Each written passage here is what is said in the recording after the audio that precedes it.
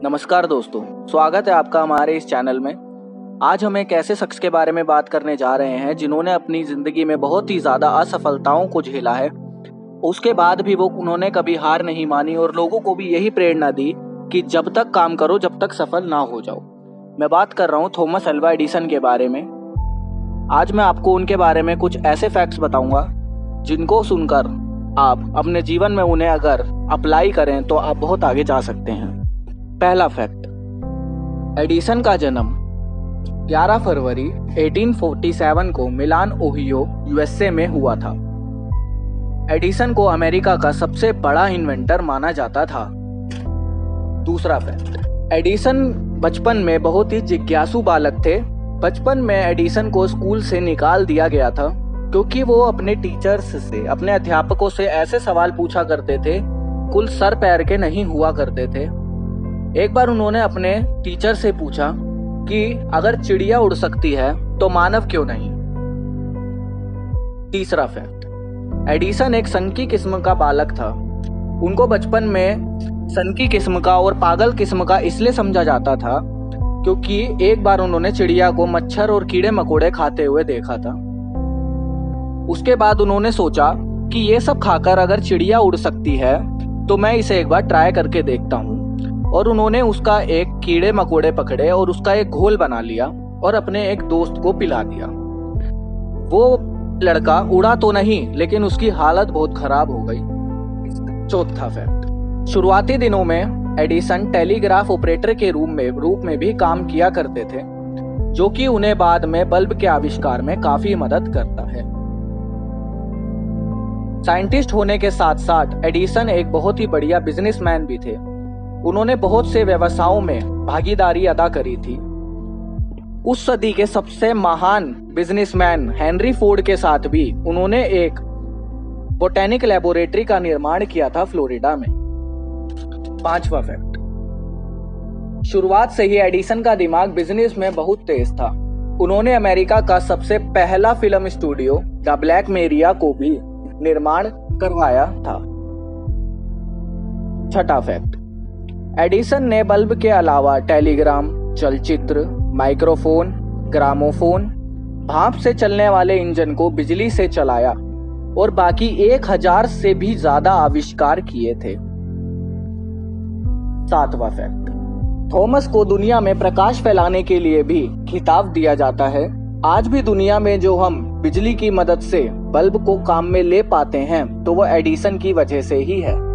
ऐसा माना जाता है कि एडिसन ने इलेक्ट्रिक बल्ब का आविष्कार करते समय 10,000 बार से भी ज्यादा असफलताओं को देखा है, लेकिन उन्होंने हार नहीं मानी और दुनिया को एक महान आविष्कार देकर गए। एडिसन ने कहा था कि मैं कभी असफल हुआ ही नहीं, बस मैंने ऐसे तरीके खोज निकाले हैं जिन तरीकों से कभी बल्ब बनाया जा ही नहीं सकता।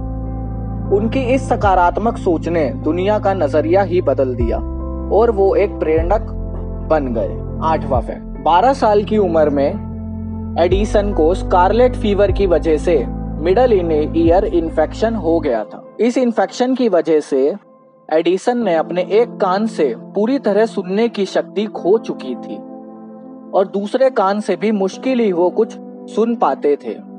लेकिन इसके बावजूद भी एडिसन एक सकारात्मक विचार वाले व्यक्ति थे जिन्होंने अपनी इस कमजोरी को ताकत में बदलकर ये कहा कि it allowed me to avoid distraction and concentrate more easily on my work. नौवां फैक्ट, एक बार की बात है जब एडिसन को स्कूल से निकाला गया था तो उनके अध्यापकों ने उनके घर पर एक खत भेजा था जो कि एडिसन की मां ने पढ़ा था। एडिसन ने अपनी मां से पूछा कि मां इस खत में क्या लिखा है, तो उनकी मां ने बताया कि बेटा इसमें लिखा है कि आपका बेटा एक बहुत ही होशियार लड़का है, हम अपने स्कूल में इसे नहीं पढ़ा सकते, आप इसे दूसरे स्कूल में भर्ती कराइए। जब एडिसन एक बहुत बड़े साइंटिस्ट और इन्वेंटर बन जाते हैं और उनकी माता उन्हें छोड़कर चली जाती है, तब एक बार एडिसन को अपनी अलमीरा में एक खत मिलता है। ये समय का चमत्कार था कि ये वही खत था जो थॉमस को उसकी टीचर ने दिया था और जो उसकी माँ ने पढ़ा था। एडिसन ने उस खत को पढ़ा।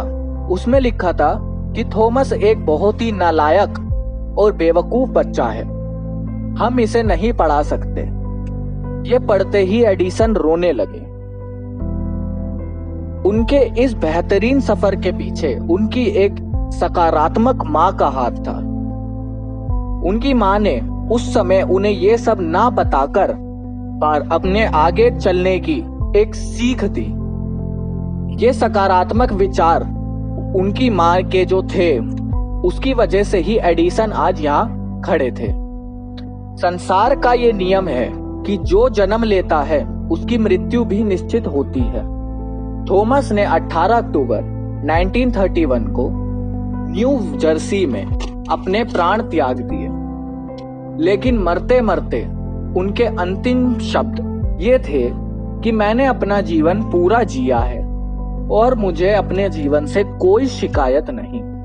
अब देखते हैं कि मृत्यु के बाद का जीवन कैसा होगा। अद्भुत। कुछ समय बाद एडिसन ये बोलते हैं और वो हमें दुनिया से अलविदा कहकर चले जाते हैं। जिस दिन एडिसन की मृत्यु हुई थी उस दिन पूरे अमेरिका की लाइट बंद कर दी गई थी ताकि ये दिन उनकी याद में मनाया जा सके। तो आज के लिए दोस्तों बस इतना ही। मैं आपसे मिलूंगा ऐसे ही और भी ज्यादा इंफॉर्मेटिव इंफॉर्मेशंस आपके लिए लेकर। धन्यवाद।